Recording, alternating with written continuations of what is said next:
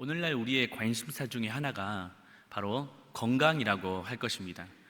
건강은 늘 건강하다 보니까 소중함을 잘 모릅니다. 그런데 건강을 잃고 나면 그 소중함이 얼마나 큰지를 느끼게 됩니다.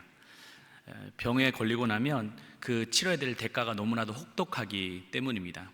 그래서 치료보다 더 중요한 것은 예방입니다. 국가도 마찬가지입니다. 국가가 평안할 때는 그 소중함을 잘 느끼지 못합니다. 하지만 국가가 병들고 또 심각한 문제에 빠지게 되면 그 소중함이 얼마나 큰지를 알게 되죠. 하지만 이를 회복하는 데는 많은 시간과 희생이 따르게 됩니다. 그래서 국가 역시 건강할 때 지키고 병들지 않도록 예방하는 것이 중요합니다. 돌아오는 목요일은 6.25라고 하죠. 한국전쟁이 발발한 지 76주년이 되는 날입니다.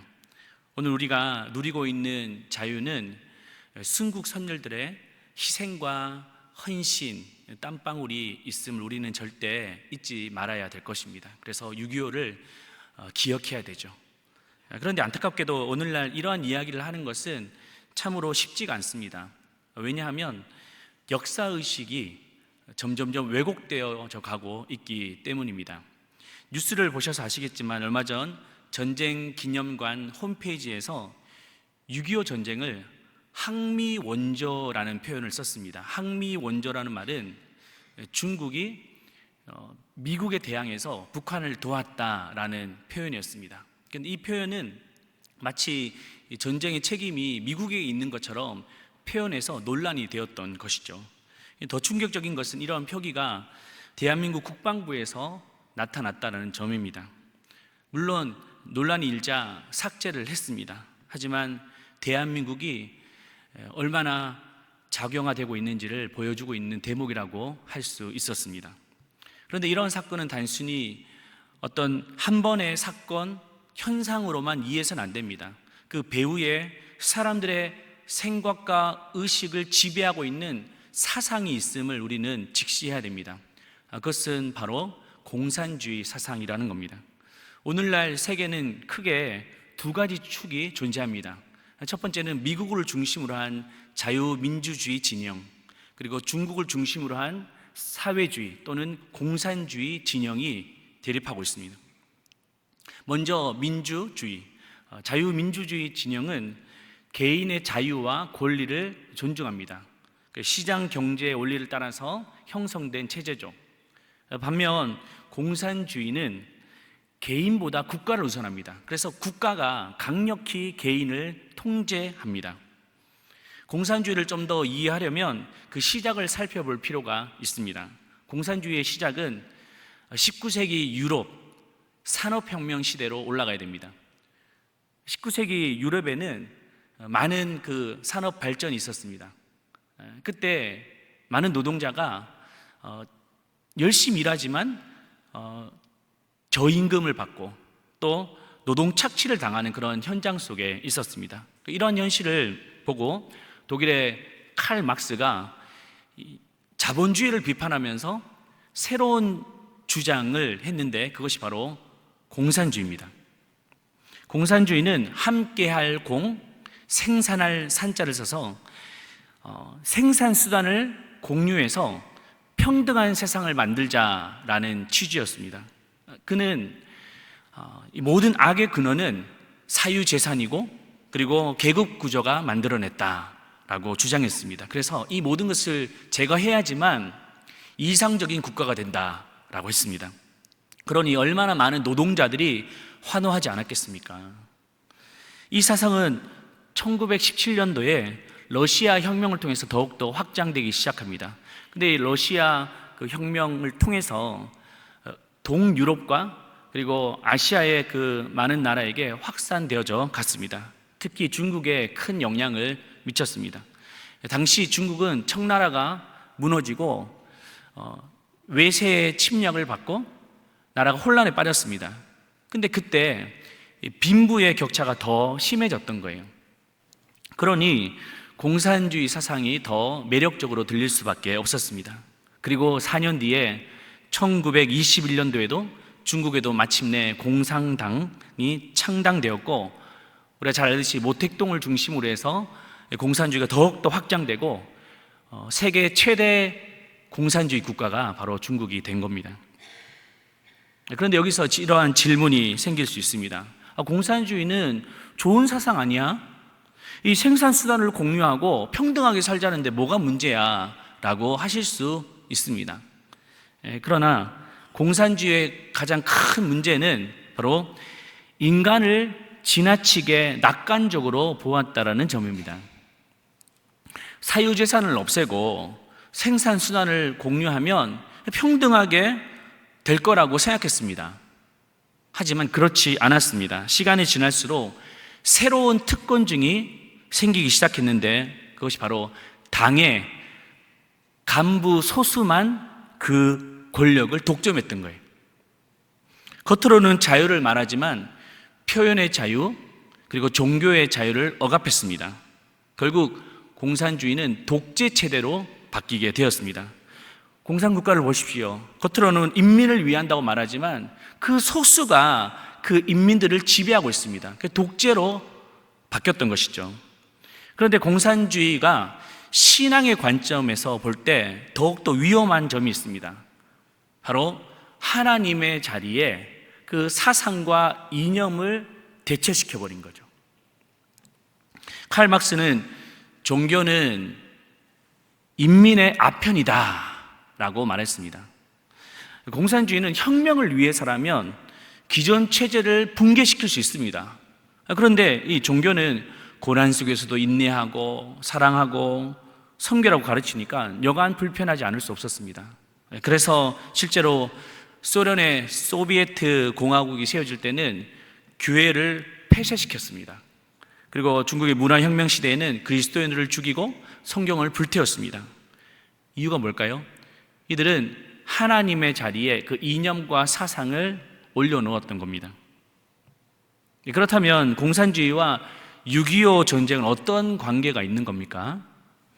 그 배경은 앞서 말했던 것처럼 이 세계는 자유민주주의와 또 공산주의 진영의 두 체제의 충돌이 있다는 것을 여러분들 이해하셔야 됩니다.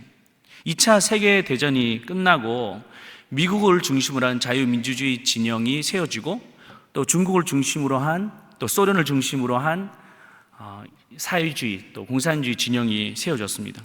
한반도 역시 다르지 않았던 것이죠. 38선을 경계로 북쪽에는 김일성이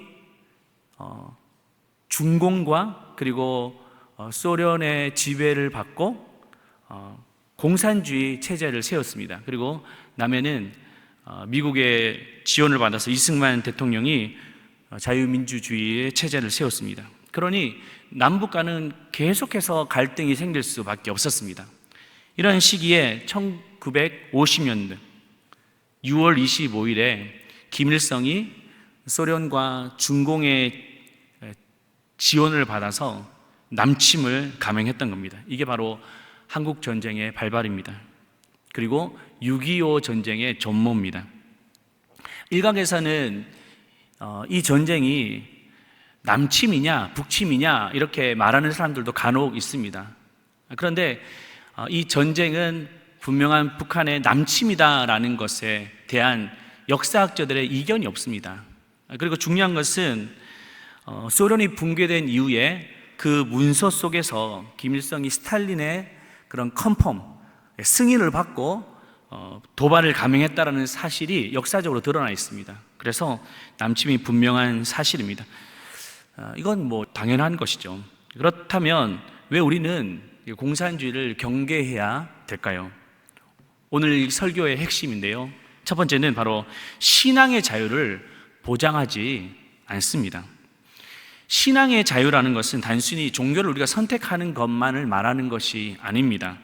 자기가 믿는 이 신앙을 고백하고 예배하고 또 전할 수 있는 겁니다. 그래서 대한민국 사회는 헌법 20조에 보면 종교의 자유를 누구나 다 허락하고 있습니다. 그러나 공산주의 체제는 종교를 보장하지 않습니다.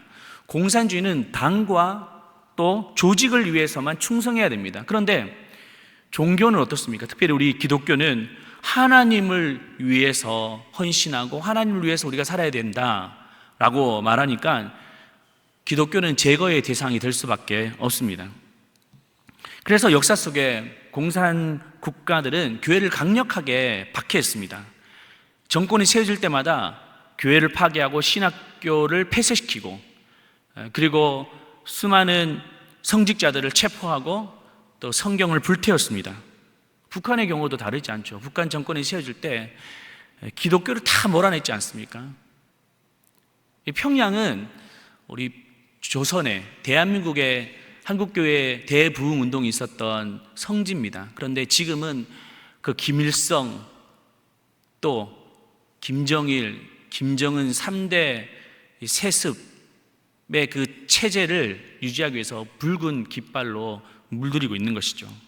그러나 여러분, 어떠한 권력도 하나님의 자리에 설 수 없음을 믿습니다. 어떤 사상도 하나님의 자리에 절대 오를 수 없습니다. 오직 하나님이 역사의 주관자 되시며 왕이시며 이 온 세계를 통치하고 계시는 분이십니다. 시편 59편 3절 보시면 여호와는 크신 하나님이시요 모든 신들보다 크신 왕이시기 때문이로다 말씀하고 계십니다. 그러므로 신앙의 자유를 결코 당연한 것으로 여기지 마십시오. 오늘 우리가 자유롭게 예배하고 복음을 전할 수 있는 것은 첫째는 하나님의 은혜입니다. 그리고 순국 선열들의 헌신과 땀방울, 그 피가 있기 때문에 우리가 이 자리에 있습니다. 그래서 우리는 이 축복을 여기서 그쳐서는 안 됩니다. 이 신앙의 자유를 굳게 지키고 또 우리 다음 세대, 미래 세대에게도 그것을 전수해 줘야 됩니다. 이것이 바로 우리의 신앙의 가치이자 신앙의 유산인 줄로 믿습니다. 두 번째는 가정 공동체를 파괴합니다. 하나님은 가정 공동체를 정말 중요하게 여기세요. 하나님이 세상을 창조하실 때 남자와 여자를 창조하셨습니다. 이것은 가정을 창조하셨다는 말입니다. 하나님은 교회를 먼저 세운 것이 아니에요. 또 국가를 먼저 세운 것이 아닙니다. 먼저 가정을 세우셨어요. 가정이 너무너무 중요합니다. 그래서 건강한 나라는 건강한 가정 위에 세워지는 겁니다. 근데 가정이 무너졌다 그러면 사회가 병들게 되고, 그 사회가 병들게 되면 국가가 존재하기가 어렵습니다. 그런데 공산주의는 오랜 시간 하나님이 세우신 가정을 무너뜨리기 위해서 몸부림을 쳐왔습니다. 그 전략이 바로 문화와 이념을 통해서 사용하고 있는데요, 그 대표적인 예가 바로 동성애입니다. 이 문제는 어떤 성적인 취향을 말하는 것이 아니에요. 하나님이 세우신 남성과 여성, 남자와 여자의 그 가정의 질서를 파괴하는 겁니다. 남자와 여자의 염색체만 보더라도 이 두 가지밖에 없습니다. 제3의 염색체는 없다라는 거죠. 그런데 어떻습니까? 이들은 LGBTQ라고 하죠. L은 레즈비언, 그리고 G는 게이, 그리고 B는 바이섹슈얼, 그러니까 남자도 좋아하고 여자도 좋아하고 남자와 여자와 함께 성관계를 하는 이런 모습들인 거죠. 또 그리고 T는 트랜스젠더, 그리고 Q는 퀘스처닝이라고 해서 나는 내 성의 정체성을 잘 모르겠다라고 하는 것. 이것은 창조자 하나님을 대적하는 행위입니다. 페미니즘도 마찬가지죠. 하나님은 남자와 여자가 서로 증오하는 관계가 되기를 원치 않으십니다. 하나님은 서로 돕는 배필이 되기를 바라십니다. 그런데 이러한 페미니즘, 이런 것은 남자와 여자를 서로 대립하게 만들고 적대하게 만듭니다. 그래서 결혼을 혐오적으로 바라보는 거예요.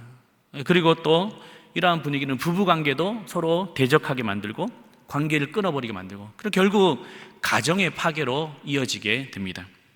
낙태도 마찬가지죠. 낙태주의자들은 아니 내 몸에 있는, 내 배에 있는 아이를 지운다는데 누가 뭐라 그러냐, 그렇게 말을 하죠. 그러나 생명의 시작은 인간에게서 나온 것이 아닙니다. 하나님께서 주신 겁니다. 근데 그것을 시작을 하나님이 하셨는데 그 끝을 인간이 하겠다? 이건 절대 있을 수 없는 일이죠. 이건 하나님을 대적하는 행위입니다. 그렇다면 왜 사탄은 이러한 전략으로 가정을 무너뜨리려고 하고 있을까요? 사탄의 전략은 하나님을 무너뜨리는 겁니다. 그 하나님을 무너뜨릴 수 없다 보니까 하나님이 세우신 그 질서를 무너뜨려서 하나님이 없다, 하나님을 무너뜨리려고 하는 그 전략이 그 안에 담겨져 있습니다. 이러한 사탄의 전략은 오늘날 구체적인 법안을 통해 나타나고 있습니다. 그래서 우리는 깨어서 이 시대가 도대체 어디로 가고 있는지를 우리는 분별하셔야 돼요. 우리의 이 신앙의 분별이 가정을 지키고 또 우리 미래를 지키며 우리 신앙을 지킬 수 있기 때문입니다. 그래서 그리스도인들은 오늘날 법안, 정책에 대해서도 관심을 가지셔야 돼요. 도대체 이러한 동성애법, 또 차별금지법, 또 방송통신법을 가장한 차별금지법이 어디서 나오느냐, 누구에서 나오느냐라는 것을 우리는 제대로 보셔야 돼요. 그래서 크리스천들은 맹목적으로 어느 정당과 정파를 지지해서는 안 되고 하나님의 말씀에 비추어서 옳고 그름이 무엇인지를 분별하셔야 됩니다. 그래야지만 우리 가정을 지킬 수 있습니다. 우리 다음 세대를 지킬 수 있습니다. 미래 세대를 지킬 수 있습니다. 그래서 우리는 이거에 대해서 우리가 무관심해서는 안 된다는 것이죠. 세 번째는 공정과 도덕성을 무너뜨립니다. 성경은 끊임없이 공정과 도덕성을 강조하고 있습니다. 하나님은 불의를 기뻐하지 않습니다. 또 하나님은 뇌물을 미워하십니다. 그리고 하나님은 약자를 보호하십니다. 신명기 10장 17절에서 18절 말씀해 보시면 이런 말씀이 있습니다. 너희의 하나님 여호와는 신 가운데에서의 신이시며 주 가운데의 주시요 크고 능하시며 두려우신 하나님이시라. 사람을 외모로 보지 아니하시며 뇌물을 받지 아니하시고 고아와 가부를 위하여 정의를 행하시며. 그러나 공산주의는 공정과 도덕성을 무너뜨립니다. 왜냐하면 공산주의는 이 권력이 한 곳에 집중되기 때문입니다. 자유민주주의는 권력을 분산시키고 견제와 균형을 강조합니다. 그런데 공산주의는 특정 정당이나 어떤 집단에 집중되게 만듭니다. 그렇게 되면 누구의 감시도 받지 않는 거예요. 공산주의 국가를 보십시오. 겉으로 보면 평등을 말하지만 다 보면 그 소수예요. 당 간부와 권력층에게 집중되어 있습니다. 누군가가 그 권력층을 비판하게 되면 그렇게 할 수도 없는 거예요. 부정과 불의가 발생해도 바로잡기가 힘듭니다. 왜냐하면 그 누구에게도 감시받지 않기 때문이죠. 북한을 보십시오. 이제는 북한은 누구의 감시 받습니까? 받지 않습니다. 공포, 독재 국가가 되었습니다. 도덕성의 문제도 마찬가지입니다. 도덕성이 무너지면 절대적인 선과 악의 기준이 모호해집니다. 사라져버립니다. 무엇이 옳고 그른지 법의 공정성을 통하여 판단해야 되는데 이 공산주의 국가는 권력층에 따라서 재판을 하는 거죠. 인민재판 이렇게 말하지 않습니까? 겉으로는. 그렇지만 그 권력층에 따라서 법이 바뀌는 거예요. 그러면 거짓이 진실이 되고 진실이 거짓이 되어져 버립니다. 우리가 살아가는 이 시대는 어쩌면 정말 무서울 만큼 비슷해져 가고 있습니다. 거짓이 진리로 둔갑되어지고 그리고 진짜가 가짜가 되어져 버린 이 시대가 되고 있습니다. 불의를 행한 사람들은 불의를 감추기 위해서 더 거짓을 말하고 그것이 마치 진리인 것처럼 이 세상을 지배하고 있는 것이죠. 성경도 이러한 시대를 이미 경고한 바가 있습니다. 미가서 3장 11절에 보시면 이런 말씀이 있는데요. 그 우두머리들은 뇌물을 위하여 재판하며 그 제사장들은 삭스를 위하여 교훈하며 그 선지자들은 돈을 위하여 점치면서. 여러분, 시대는 악할 수 있습니다. 그런데 영적 지도자가 바르게 서 있으면, 제사장, 선지자가 바르게 서 있으면 그래도 안전합니다. 진리를 외치고 있기 때문이죠. 그런데 제사장이 삭스를 위해서 말씀을 전하고 또 선지자가 돈을 위해서 예언하고 점을 친다라는 것은 이제 공정이 끝났다는 겁니다. 영적인 지도자가 타락했는데 어떻게 공정을 말할 수 있겠습니까? 그래서 여러분들은 정말 영적인 지도자가 타락하지 않도록 기도하셔야 됩니다. 그런데 오늘 이 말씀에 보시면 이 미가 선지자는 이러한 영적 지도자의 타락의 그 자리에 누구를 올려놓고 있습니까? 바로 우두머리의 그 재판, 이것은 재판장의 재판을 올려놓고 있습니다. 근데 불공정한 재판이 되면 그때는 끝난다라는 거예요. 다시 말해 불공정한 재판이 이루어지면 이제 더 이상 미래가 없습니다. 오늘날 우리가 살아가는 이 시대는 정말 우리가 공정을 원하지 않습니까? 여러분 공정을 원하잖아요. 우리 3020 세대, 2030 세대를 가만히 보면 특별히 이 공정에 민감해하고 있습니다. 페어 플레이를 원한다는 거죠. 오늘 청년들이 보면 이기적이고 사리를 분별하지 못한다라고 말하지만 절대 그렇지 않습니다. 대화를 하다 보면 알 수 있는데 청년들은 공정을 원하는 거예요. 그러니까 똑같은 조건 속에, 공정한 조건 속에서 본인이 경쟁해서 되지 못했다라고 하면 승복을 합니다. 인정하는 거예요. 그런데 공정하지 않는 조건 속에 시작하는 거죠. 페어 플레이가 안 되는 거예요. 거짓, 부정, 그리고 아빠 찬스, 또 가족 채용, 이런 것들이 있다 보니까 분노할 수밖에 없습니다. 받아들일 수 없는 것이죠. 그들은 어떤 특권과 반칙이 없는 그런 세상, 그리고 누구에게나 공정한 기회가 주어지는 사회를 원하고 있습니다. 그런데 한쪽에 권력이 집중되어져 버리면 이를 견제할 수 있는 장치가 사라져 버리는 것이죠. 그러면 공정성이 사라져 버립니다. 그렇기 때문에 어떤 사람이나 어떤 집단도 절대 권력이 될 수는 없습니다. 서로 견제하고 감시하면서 질서 있게, 균형 있게 살아가기를 원하시는 것이, 이것이 또 하나님의 뜻입니다. 최근 일어난 투표용지 부족 사태를 보면 이것은 단순한 실수나 태만의 문제가 아닙니다. 국민의 참정권이 침해당한 아주 위험한 상황입니다. 이것은 여러분 절대 정치적인 문제가 아니에요. 이건 팩트잖아요, 팩트. 이것은 사실이었습니다. 이건 어떤 루머가 아니에요. 사실이었어요. 그러니 사람들은 거리로 나올 수밖에 없습니다. 근데 정말 감사한 것은 이 문제가 정치화되지 않고 정말 순수한 마음으로 이 공정성을 외치는 자들을 통해서 이루어지고 있다는 것에 저는 너무나 감사하다고 생각합니다. 여러분, 이 나라를 위해서 기도하셔야 됩니다. 이 나라를 위해서 눈물로 기도하셔야 돼요. 우리의 이 신앙은 우리에게서만 머물러서는 안 됩니다. 우리 다음 세대가, 또 그 다음 세대가 이 신앙의 자유를 지켜가기 위해서는 우리가 바르게 서 있고, 또 하나님이 기뻐하시는 법안들, 또 하나님이 원하시는 공정한 도덕성이 있고 하나님의 공의가 세워지는 나라를 자녀들에게 물려줄 때만이 가능하게 되는 것이죠.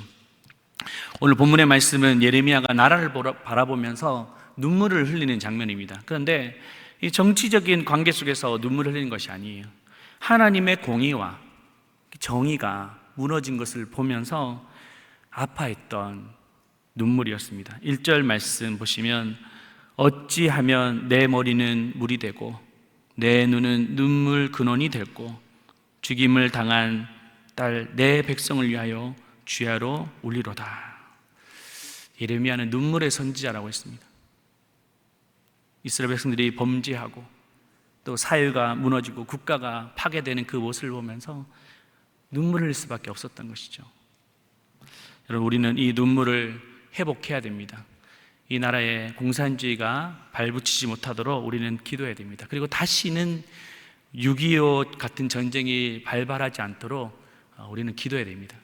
이곳에 정말 우리 어르신들 많이 계시잖아요. 그 6.25를 겪으셨고 또 그 앞에 일제 치하 속에서도 계셨던 분이 계십니다. 그런데 시간이 지날수록 그분들은 다 이제 천국에 가시고 세상을 떠나는 거예요. 그 다음이 이 나라를 이어가야 되는데 전쟁 기억하지 못합니다. 왜? 경험하지 않았기 때문에. 저도 말로만 들었지 뭐 알겠습니까? 그렇다 보니까 이 심각성을 잘 느끼지 못하는 것이죠. 현실의 문제에 급급하며 살다 보니까 정말 우리가 무엇을 붙들고 살아가야 될지를 모르며 살다 보면 결국에는 잘못된 법안들과 악법들이 들어와서 교회를 무너뜨리고 또 세상을 무너뜨려 가는 것이죠. 저는 이 나라가 정말 공정한 나라가 되기를 원합니다.